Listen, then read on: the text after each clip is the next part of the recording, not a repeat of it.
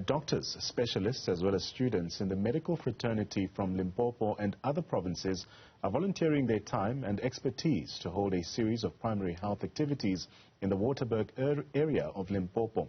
The initiative serves as a form of giving back to their community in the area, which is where the initiative's founder, Dr. Matsobane Molomo, comes from.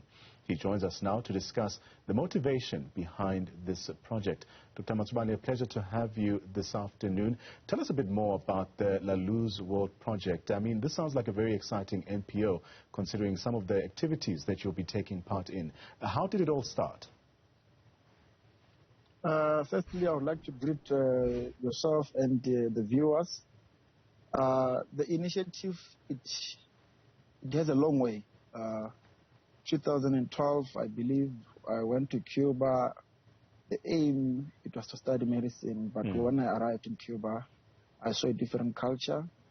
I saw a culture that I would love to see my country, especially in the areas of low socioeconomic, being effective in terms of their health, the stigma being removed, and people going to clinic without any shame. So from that, as we studied in Cuba, it was not myself only, it was a group of young people. We all came together and believed that if we can somehow try to look at our system and how we can amend it using the Cuban method. So that's where the whole background of the Health Day started. But now when it came to South Africa, we were fortunate enough to discuss with key stakeholders like the University of Pretoria. We have been collaborating with them since 2019 when we had our first Health Day awareness. So basically, to put it in a nutshell, today in Mokopane, in the morning, arrived students from University of Pretoria, some from the University of Limpopo.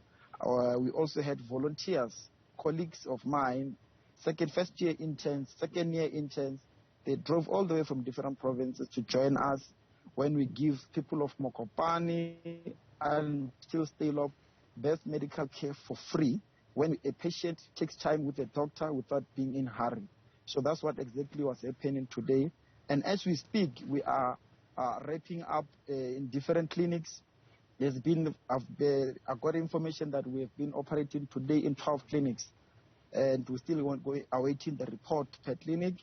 And we are also collaborating with NGO, well-known NGO, Pink Drive, which there are more about cancer, breast cancer, cervical cancer, and prostate cancer. But above all, we appreciate all the people from Mokopane and outside Mokopane, because I've seen other patients that were coming all the way from Lephalale, others were coming from Polokwane, even from Tanin. We appreciate that when we brought all these people, the volunteers, they did not take it for granted. It means South Africa, little by little, we understand the importance of our health. So you've described the kind of service that you'll be offering today as a free service. Just give us an idea of what the response has been from residents of that area.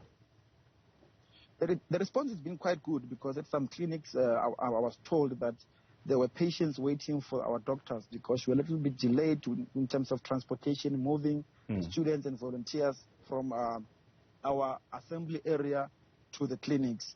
But then we also visited a few clinics with the Deputy Minister of Health, Dr. Sibongiseni Dlomo, and it seems like our people in the communities were in a good mood. Right. The culture is changing. We're also starting to see young people participating, because on our last Health Day in 2019, it was mostly elderly people.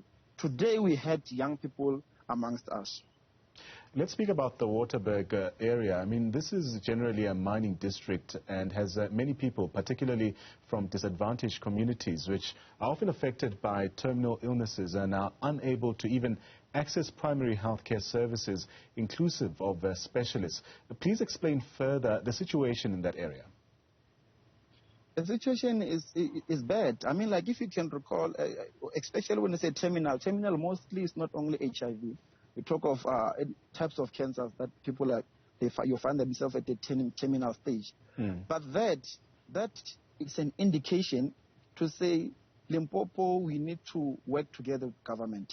I know most of us young people, we have issues with what government did wrong, but we also have to look, what can we do? How can we contribute in helping government to reach the kind of goals we want to see? So Waterberg district itself, there's a serious backlog in terms of cancer-related patients. We only have one hospital in Limpopo that deals with any type of cancer. So one hospital won't be able to accommodate the whole province. Limpopo is a big province, and Limpopo, cancer is if we are not going to be involve ourselves, cancer will be the second pandemic, It's going to be very bad for us. So we need to be in charge. We need to come together with government, with different stakeholders, working together with one goal. Now, given COVID-19, we're still in the midst of a pandemic. Are there any questions being raised, especially around the winter season coming, and also concerns about vaccines at this moment? For sure, you can imagine. We also trying to, to motivate people to get vaccinated, as many as possible. But now, the challenge which most of the patients are asking is that, are we expecting another wave? Because winter is coming. So our response is that let's treat COVID-19 the way we started treating it at the beginning. If we want to continue where we are, even in our event, we try by all means to keep the mask on. And we know it's hot. We're in Limpopo, it's quite hot. But at the same time, we try our best to make sure that we keep the mask on. We try to socialize. We try by any means to keep on sanitizing our hands. Because at the end of the day, we are still in a state of disaster in South Africa. That was Dr. Matsobane Molomo from the La Luz World Organization, giving us some perspective there on the primary healthcare activities being offered in the Waterberg region today.